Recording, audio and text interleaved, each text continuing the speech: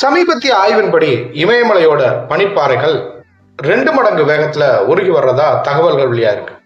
இது என்விரான்மெண்ட் ஜியாகிரபியில ஒரு முக்கியமான நிகழ்வு. சுமார் 200 கோடி மக்களோட குடிநீர் ஆதாரமா இமயமலை இருக்கு. கங்கை, சிந்து, பிரம்மபுத்திரா போன்ற பெரனியல் ரிவர்ஸோட முக்கிய நீர்பிடிப்பு பகுதி இது. கடந்த டிக்கெட்டோட தற்போது உருகிறதோட வேகம் 2 மடங்கா இருக்கு. இதுக்கு முக்கியமான காரணம் ஆந்த்ரோபோஜெனிக் கிளைமேட் சேஞ்ச் அப்படின்னு சொல்லப்படுற மனிதனால தூண்டப்பட்ட காலநிலை மாற்றம் மற்றும் குளோபல் வார்மிங். இதனால பனிப்பாறைகளோட ஏரிகள் உடைந்து ஏற்படுற வெள்ளத்தை க்ளோஃப் அப்படின்னு சொல்றோம். கிளாசியல் லேக் அவுட்பர்ஸ்ட் ஃப்ளட் அப்படின்னு சொல்லுவோம். இதை தேர்வுகளில் அடிக்கடி கேட்கப்படுற ஒரு கலைச்சொல்.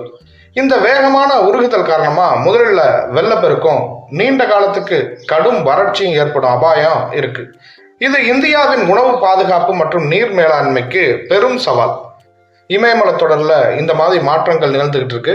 இன்னைக்கு மார்ச் 22 உலக நீர் தினம். இதுல இந்த மாதிரி நடக்கிறத பத்தி நீங்க என்ன நினைக்கிறீங்க? கமெண்ட் பண்ணுங்க.